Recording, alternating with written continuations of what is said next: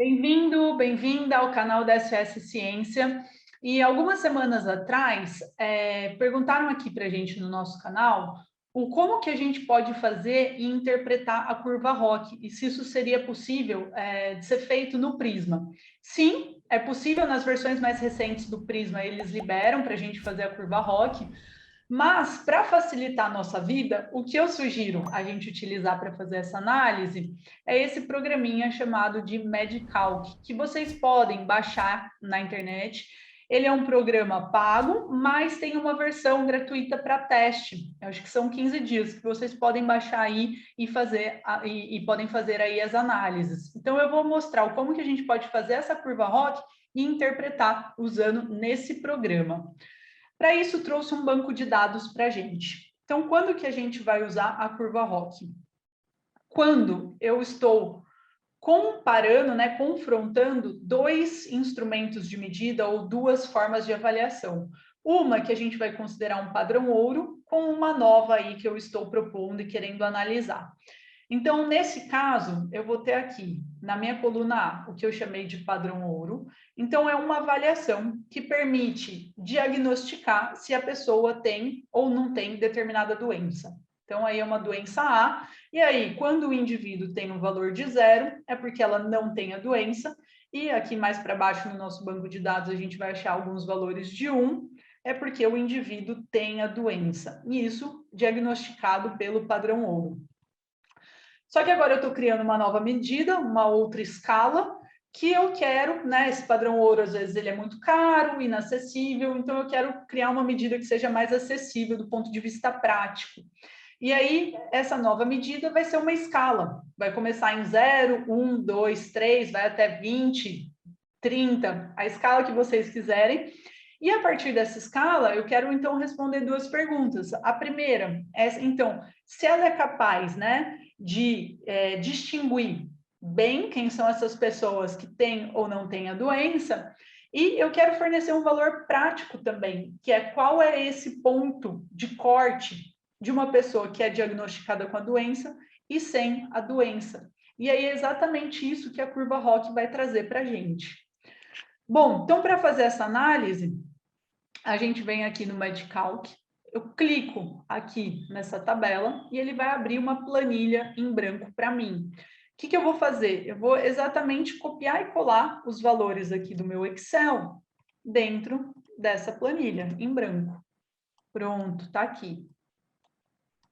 Beleza.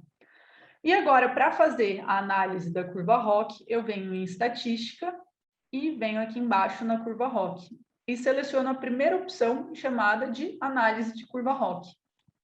Beleza.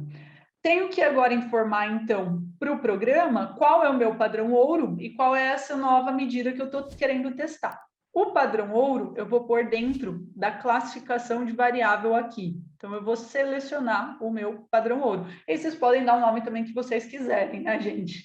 E a variável nova que eu estou querendo testar é o que eu chamei de nova medida. Aqui tem alguns parâmetros interessantes sobre as análises que vão ser feitas. E agora eu vou manter esse padrão para principalmente a gente ir ali para o resultado. Então, vou clicar em OK. E ele vai me trazer tanto essa figura tradicional aqui da curva ROC, apresentando os valores de sensibilidade, especificidade e o critério, nosso ponto de corte. E ele vai trazer também um documento aqui à esquerda, apresentando algumas características estatísticas, então, dessa análise. Então, a primeira coisa aqui que é legal, a gente vê área embaixo da curva. O que isso quer dizer? Qual é esse percentual, essa classificação correta que pode ser feita a partir dessa nova medida que a gente está propondo? E aí, exatamente essa informação trazida aqui pela área da curva. E é de 74, que a gente pode aí interpretar como 74%. Normalmente, a gente vai considerar valores acima de 0,70 como adequados, acima de 0,80 como bom e acima aí de 0,90 como muito bom. Então, aqui a gente consideraria como um valor adequado. Uma outra coisa que para a gente interessa bastante é esse valor de critério, que é justamente esse ponto de corte. Então, aqui nesse caso, considerando valores acima de 15, a gente estaria classificando as pessoas como doentes. Pessoas com números abaixo de 15 seriam classificadas como não doentes. E aí a gente tem também esses dois outros parâmetros de sensibilidade e especificidade que também são comumente reportados, que basicamente qual é esse percentual que você tem de classificar corretamente uma pessoa quando ela realmente tem a doença, qual é esse percentual de você classificar corretamente uma pessoa como não doente quando ela não tem a doença. Então, a gente também traz aí essas informações da qualidade dessa nossa classificação. Acho que fazer, então, tanto o gráfico aqui nesse programa, quanto essas informações que saem para a gente, são relativamente, um procedimento relativamente tranquilo. Com essas interpretações também, a gente consegue ver melhor se essa nova medida ela é adequada ou não. E aí, espero que com esse vídeo eu tenha ajudado vocês. Se vocês gostaram, aproveita para deixar o like aqui embaixo. Se querem continuar acompanhando as publicações semanais do nosso canal, aproveita e se inscreve aqui.